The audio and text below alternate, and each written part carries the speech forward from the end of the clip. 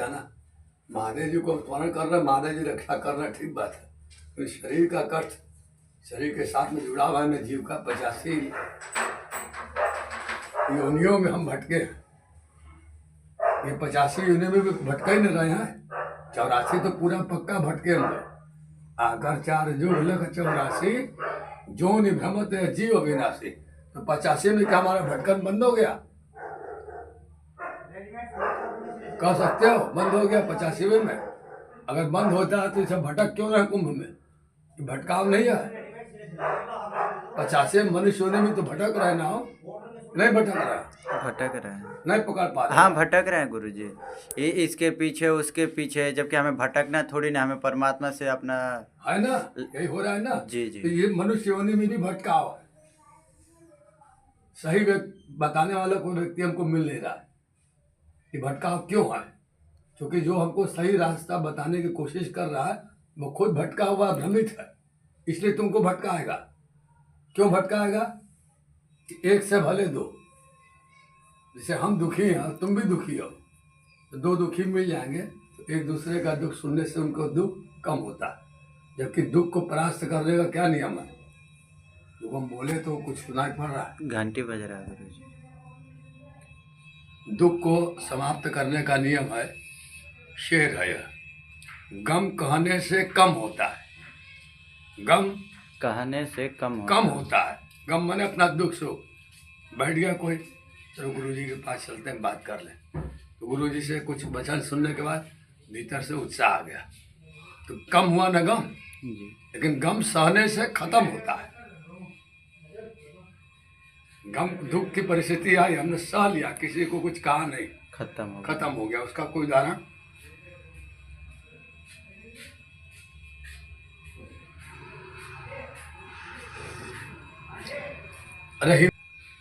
रहीम दास जी के। हाँ, उनका पूरा नाम था अब्दुल रहीम खान खाना। अकबर के दरबार के नवरत्न में वो भी एक थे, बीरबल की तरह। अब बहुत पढ़े लिखे विद्वान थे। संस्कृत भाषा पर तो इतना बढ़िया मुसलमान होते उनका अधिकार था, अच्छे संस्कृत बोल। इसीलिए तो सुंदरलाल शर्मा नाम का पंडित था, भड़का दिया था अकबर को उनके बारे में। क्योंकि रहीम दास जी जो थे ना, 3 पीढ़ी से नवरत्न थे। अकबर के दादा, अकबर के पिता और अकबर के समय। और सुंदरलाल अकबर के समय आया हुआ था, उसको अच्छा नहीं लगता था कि दाढ़ी वाला हम ब्राह्मण हैं। बीरबल के प्रतिभा के आगे सबके सब नतमस्तक रहते रहे, वो अलग बात है। लेकिन रहीम का बहुत सम्मान करता रहा अकबर। इतनी भाषा का जानकार बीरबल भी नहीं रहा। बीरबल के पास चतुराई थी और बीरबल से ज़्यादा चतुर उसकी लड़की थी, बीरबल जी की। हाँ बेटा, 2-3 बार तो बीरबल की गाड़ी अटक गई, सांस फूल गई। अकबर ने कोई ऐसा प्रश्न किया, घर में लड़की ने उसके चुटकी बजाते अपने पिता को समाधान बताया। सोच लो, नहीं बाप से पूछ सवाई जिसको कहते हैं कहावत, बीरबल की लड़की को ये सरस्वती सिद्ध है।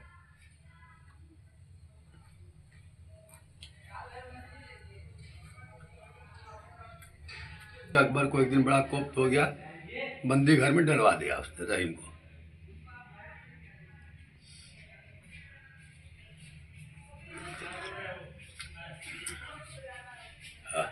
स्वाद आना चाहिए बेटा। लोभ अपारा, क्रोध पित्त नित छाती जा रहा। ये मानसिक रोग है, काम इच्छा मन की। तो जो व्यक्ति बहुत ज्यादा कामी रहता है तो उसके शरीर में वात सक्रिय हो जाता है, वायु। तो काम वात, जो व्यक्ति काम के प्रभाव में ज्यादा रहता है उसके शरीर में वायु की गति ज्यादा हो जाती है। काम वात, वायु ज्यादा नहीं होना चाहिए ना।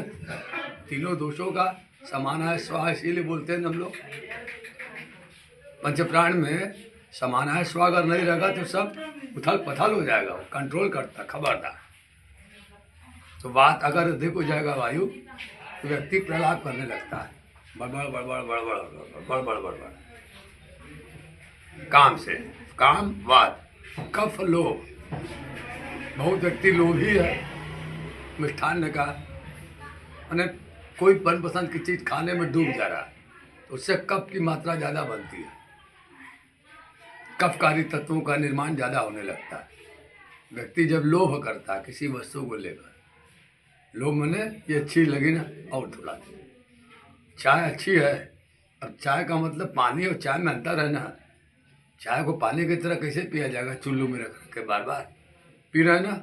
तुम्हारे सामने ही प्रमाण है ना, गलत, खाली पेट वो भी। तो कफ से, लोभ से कफ की वृद्धि होती है। क्रोध ये सबसे भयंकर शत्रु है व्यक्ति का, जीते जी नरक में ढकेल लेगा। ये क्या करता है क्रोध? क्रोध पित्त नित्य छाती जरा, सीने में जलन पैदा करने लगता है क्रोध। क्रोध के कारण व्यक्ति जलता ना भीतर से, ये दुख होने लगा ना। तो क्रोध का मतलब क्या रहता है? कम ऋणद्धि तीत क्रोध, सुख का जो स्रोत होता है क छिपा हुआ, उसको ऋणद्धि मैंने रोक देता है क्रोध। इसलिए कहा गया क्रोध करना ही नहीं चाहिए। और श्री जी को क्रोध इसीलिए नहीं आता रहा, शांत रहते हैं, ब्रह्मर्षि जैसे लिए। क्रोध पे तनित छाती जा रहा है। जी को बंदी घर में डलवा दिया। रहीमदास जी कितने ऊंचे दर्जे के विद्वान थे, पुराण का उदाहरण दिया ना उन्होंने। बंदी घर में उन्होंने लिखा है महादेव, बंदी घर में उन्होंने उदाहरण लिखा, क्षमा बड़न को चाहिए, छोटन को उत्पात, का महिमा हरि को घटे जो भृगु मारी लात। कौन लिखेगा? संस्कृत का विद्वान लिखेगा इस तरह से। एक प्रकरण देख, जो भृगु मारी रात, भृगु ऋषि जी लात मारे थे। भृगु जी परीक्षा करने गए थे ना, ब्रह्मा विष्णु महेश में कौन ज़्यादा सहनशील है। तो ब्रह्मा के मानसरोवर लोग को जब भृगु ऋषि को दायित्व सौंपा गया, भृगु ऋषि कौन था मालूम है ना जी? जो भार्गव वंश से चला है, परशुराम जी के पूर्वज जी। हाँ बेटा, भृगु के पुत्र जमदग्नि, जमदग्नि के पुत्र परशुराम जी। इसीलिए उनका जो गोत्र भार्गव है, भृगु से भार्गव। आया समझे गोत्र का मतलब है जी, भृगु से भार्गव। तो उस समय कोई निर्णय नहीं कर पा रहा था किसको दिया जाए, तो ब्रह्मा विष्णु महेश की परीक्षा कौन करेगा। अब ऋषियों के पास शक्ति रहती है, परीक्षा कर सकते हैं, लेकिन ऋषियों में भी सर्वश्रेष्ठ कौन है जो इस काम को साथ जन सका, जैसे हम बोलते हैं ना, नहीं बताएंगे। यह हो गया ना, कितना जटिल प्रश्न लेके तुम लोग बैठते हो, हम क्या करते हैं भी बताएंगे। ये क्या हो गया जादू, अभी बताएंगे। तो भृगु जी के पास सब पहुँचे। अब भृगु जी के पास चलना चाहिए। हम लोग के बीच में फिलहाल सर्वाधिक तेजस्वी प्रभावशाली वही है। वो अगर स्वीकार कर लेंगे तो हम लोग को समाधान हो जाएगा। तब पहुँचे भृगु जी के पास। उस समय बड़े प्रसन्न मुद्रा में बैठे हुए थे भृगु जी। ये कैसे हुआ ना आप लोगों का, एक बड़ी जटिल समस्या आ गई है गुरुदेव, निर्णय नहीं कर पा रहे हम लोग। और निर्णय बड़ा जरूरी है। कहिए, हम लोगों को इस सृष्टि की संरचना में योगदान देने वाले जो तीनों हैं, ब्रह्मा विष्णु महेश, तो एक सृष्टि को रच रहा है, एक रची हुई सृष्टि का संचालन कर रहा है, और एक संचालित सृष्टि में संतुलन लाने के लिए उसका क्षरण कर रहा है, सृष्टि का परिशोधन कर रहा है। मैंने संहार कर रहा नहीं बोलना चाहिए, परिशोधन कर रहा है, संतुलन न बिगड़े। इस कमरे में 20 आदमी एक साथ बैठेंगे तो दम नहीं घुटेगा। हटो, उठो। शादी ब्याह में नहीं उठा, पंगत में 300 आदमी को तुमने निमंत्रण दिया, मान लो दीदी की शादी भाई, 300 बाराती तुम्हारे घर में आते लड़के के साथ में। अब तुम्हारे पास जगह 2 ही कमरा है, तो 2 कमरे में एक बार में तुम 20-25 आदमी को बिठा के नहीं खिला पाओगे। धर्मशाला नहीं लिए, घर में ही कर रहा हो साधारण तरीके से। एक बार में 300 आदमी बैठा के नहीं खिला पाया जाएगा, नहीं हो पाएगा। तो आदमी बैठ रहे हैं जब खाने के लिए, एक पंगत तुमने देख लिया कि भाई सामान लाना परोसने में इतना जगह रखते हुए 20-20 आदमी अगर किया जाएगा तो 10-15 पंक्ति में सब पूरे बराती का काम हो जाएगा। अब कोई बैठ गया पंगत में उठ ही नहीं रहा जल्दी, तो खाओगे ना, या हो गया ना। थोड़ा आप लोग जल्दी करिए। जल्दी करिए, हुआ ना जी। भाई, महेश का काम है, बहुत हो गया, इतनी देर तक मत रहो, आगे यात्रा। अब जितना खाए हो उतना पहले पचाओ, और खाने की इच्छा तो पहले जितने न बचे लोग हैं उनको मौका दो, बचेगा तो फिर खाओ बाद में। तो भृगु जी ने कहा करना क्या है, कि आप परीक्षा कीजिए। ठीक, हामी भर दिया। दूसरे दिन निकल गए, मानसरोवर गए ब्रह्मा क्या, तो ब्रह्मा जी कुछ चिंतन की मुद्रा में थे इसे, या अचानक बिना आवाज दिए चले गए, कहिए प्रजापिता जी, प्रजापितामह उनको बुलाया था ना, प्रजा के पितामह। जी जी। ये क्या तरीका है, ब्रह्मा जी को चिड़चिड़ लगी, ये क्या तरीका है। चिंतन की मुद्रा में था, व्यवधान आने के पहले संकेत नहीं करना चाहिए कि मैं आ रहा हूं। बस रुके नहीं भृगु जी, चल दिए। प्रतिवाद नहीं किया उन्होंने, अरे वो जी से गए कैलाश में। भोलेनाथ जी किसी कल्प की भूमिका के लिए कुछ विचार मुद्रा में थे। विचार मुद्रा क्या, हमेशा प्राय करके उस समाधिस्थ ही रहते हैं। तो भृगु जी पहुंचे तो उनके पहुंचने से उनको व्यवधान होने लगा, क्योंकि खड़ाऊ पहने हुए थे वो, खटर पटर, हाथ में कमंडलू, तो खड़ाऊ की आवाज आती है ना, खटर पटर।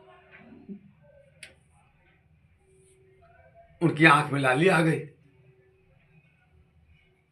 सीधे महेश को, रुद्र को।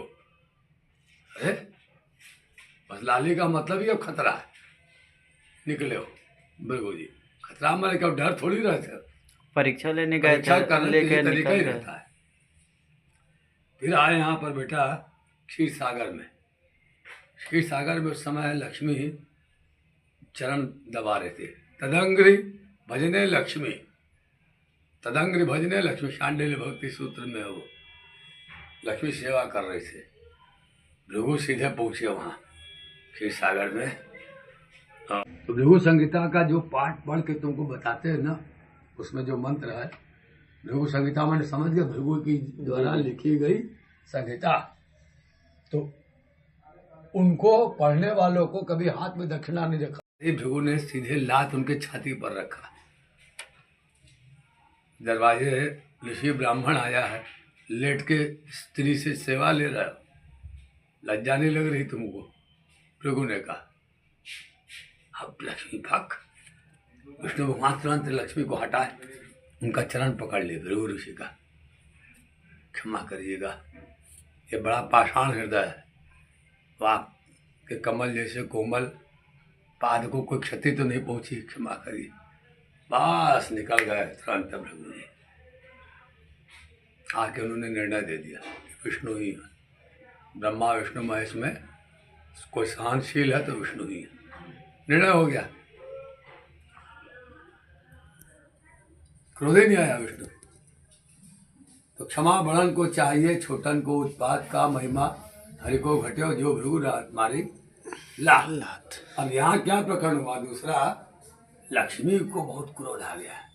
अरे मैं पति की सेवा कर रहा हूँ, ये अपने को ब्राह्मण ऋषि बोल रहा है, तरीका है। स्त्री एकांत में पति के साथ है तो जाना नहीं चाहिए कमरे में। पति पत्नी अंतरंग चर्चा कर रहे हैं, सेवा कर रही हो, इसे तुम घुस गए। छोटा बच्चा जा सकता है माँ के पास, जैसे दीदी है, छोटा बच्चा है, पति पत्नी बात कर रहे हैं, इसके गोद का बच्चा है, निश्चित जाएगा दौड़ के, क्योंकि उसका संसार ही माता पिता है। और माता पिता को बच्चे कहने से कोई आपत्ति भी नहीं होती है, छोटा बच्चा अगर रहता, क्योंकि शिशु है ना वो, उसको संसार का कोई विकार ही नहीं है, शुद्ध है वो, इसलिए वो घुटने के बल जैसे भी खेलते खेलते पहुंच जाएगा वो। चल महादेव परिचय में है। लक्ष्मी लक्ष्मी उन्होंने भृगु को श्राप दे दिया। इतना भी तो ज्ञान नहीं, ब्रह्मवेत्ता बनते हो तुम लोग। पत्नी का सर्वस्व उसका पति होता है और पत्नी पति की चरण सेवा में लगी है। आज से मैं श्राप दे रहा हूं तुम लोगों को, हमेशा दलित रहोगे। ब्राह्मण को श्राप देने वाली लक्ष्मी ही थी, दलित रहोगे, भीख मांगोगे। लज्जा नहीं लगी? पति की सेवा कर रही हूं, चले आए। अब भृगु जी से रहा नहीं गया, चलने लगे ना। वो परीक्षा करने के बाद मुड़े, समाज दादाजी कहते रहने पहले तो बेटा ब्रह्म मुहूर्त हो गया। दूसरी बार आवाज में तेज है, तीसरी बार में मरने दो पहले इसको। भृगु जी को क्रोध आ गया। अरे भृगु ने कहा, जवान संभाल के बात कर। तू श्राप देने आई है, तू श्राप देने आई है। तेरी औकात मेरे सामने क्या है? अभी चाहो तो मैं मंत्र के बल से तुम्हें भस्म कर दूं। तेरा पति कुछ नहीं कर सकता। भृगु ने कहा विष्णु के सामने, तेरा पति कुछ नहीं कर सकता। श्राप देती है ब्रह्मविद्या को, एकम ब्रह्माश्रमादाय नान्यम गणयति क्वचित्। ब्रह्मवेत्ता को तू श्राप दे रही है। तो जैसे तू श्राप दे रही है ना, तो मेरा भी श्राप सुन। क्या श्राप देगा तू? मुझे क्या श्राप देगा? लक्ष्मी ने कहा तू मुझे कह रहे हैं कि ब्राह्मण याचना करेगा, मेरी याचना करेगा, मेरे लिए जगह जगह हाथ फैलाएगा। तो ये भृगु का तेज शाप है कि मेरी परंपरा में आने वाला ब्राह्मण जब भी तू आएगी ना उसके पास, तुझे अपने चरण पर रखेगा, तो उसके चरण पर गिरेगी ब्राह्मण के। भृगु ने ऐसे पैर दिखाया लक्ष्मी को, पैर दबा रही थी ना, तो भृगु ने ऐसे पैर दिखाया, जब भी तू आएगी ना मेरी परंपरा वाले ब्राह्मणों के पास, उसके चरण पर तू रहेगी। ब्राह्मण तेरे आगे हाथ नहीं फैलाएगा। मेरी इसका क्या मतलब हुआ? भृगु जी ने भृगु संहिता लिखी। भृगु संहिता का मतलब क्या होता है? भूत भविष्य वर्तमान, इन 3 पीढ़ियों में हम कहाँ थे, कौन थे, हम क्या काम करते थे, इसका ज्ञान होता है। वर्तमान में भी हमारी स्थिति क्यों बनी है? पर हम बहुत पढ़ लिख लिए विद्वान हैं। विद्वान होने का क्या कारण?